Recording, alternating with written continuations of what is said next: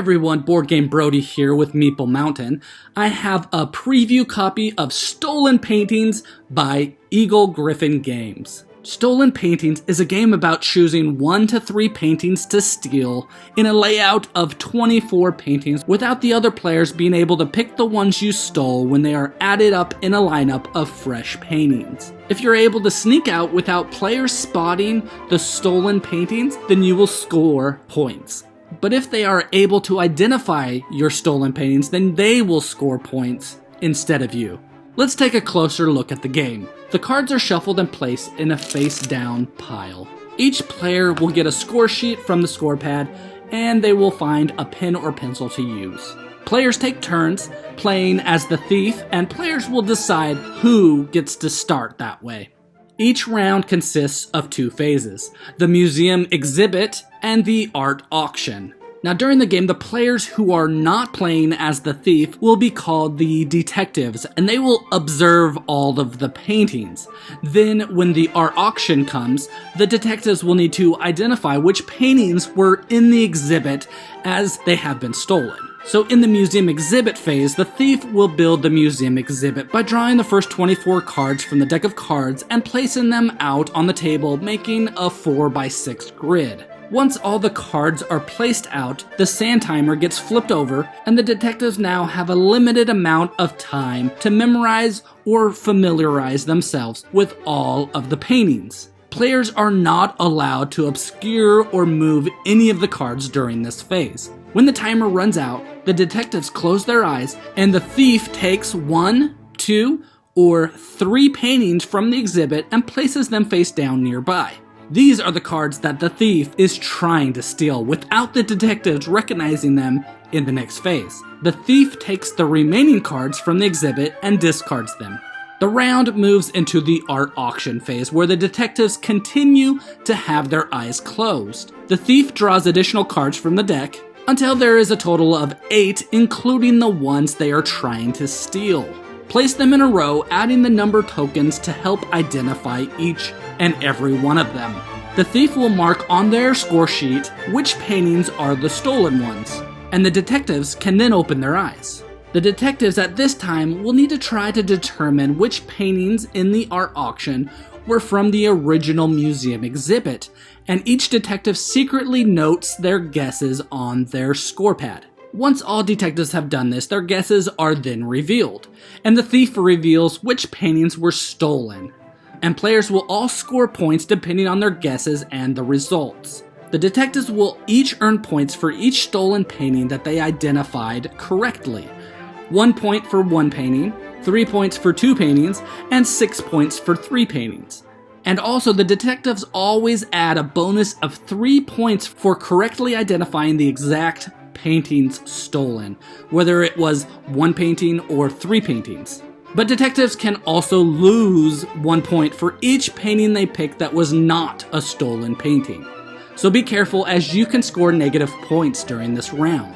The thief will score 1 point for each stolen painting that each detective did not correctly identify. Each player will mark their score on their score sheet, and all the paintings are then discarded. The player to the left of the current thief will become the new thief for the next round. After the final round, whoever has the most points wins the game. The game can be changed to be simplified to help the younger players, or it can be changed to make for a more advanced game, which will very much test your memory. To make things easier for younger players, adjust the number of cards in the exhibit. This can be changed from the 24 to 20, 16, or even 12. You can also make things more difficult by increasing the number of cards used. In the advanced game, between rounds, you can take 10 to 20 cards from the discard pile. These cards had been already shown during previous rounds. You will take the top 30 or 40 cards from the deck and shuffle in these recycled cards from the discard pile. This will keep an unknown number of cards in the gallery that have been seen already instead of all new cards. As a result, more uncertainty is introduced for the detectives, as they might have seen the paintings previously, and this makes the game tougher, but also more rewarding. Similarly, you can play cooperatively, as one player plays as the thief and the detectives all work together as a team. And during the auction phase, detectives can freely discuss, and then they can all agree on a guess. Stolen Paintings has 200 cards full of paintings, and there is even a booklet to better identify the name and the artist of each piece. Just match the 4-digit number on the card to the booklet. Now, because of leaving this information off of the card, and also having 200 cards to choose from, they have included bonus games that can be played additionally. Think you know your art? Well, in the chronological art game, you draw 8 cards and try to place them in chronological order the best that you can. Players score points for the most cards that follow the actual chronological order. This can also be done as a solo mode. Adding betting to the game is done by finding some chips or pennies to use. When a player is confident on one of their choices, they can place a betting token on it, and if they are correct, they will score additional points. The rulebook includes many more different games that can be played with these cards, and they also invite everyone to make new games with the cards, and they will include it in future reprints, and they will also credit you with your permission. These cards can also be used in games like Codenames or Similo or even Dixit. However you'd like to play with these cards, there's a potential for additional uses. But I do have to say that Stolen Paintings is my favorite way to play with these cards. Adjusting it for kids, but then making it more advanced for my gaming group really worked well. The game is very heavy on memory, which is something that older players might not enjoy, but the truth is playing games like this will help the brain and keep your memory intact longer.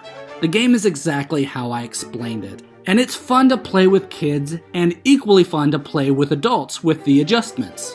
So get ready to scope out the paintings that you think you can steal and get away with in Stolen Paintings by Eagle Gryphon Games. Again, this is Boardgame Brody. I hope you enjoyed this video. Stick around and check out some other board game reviews to see what you might want to get to the table.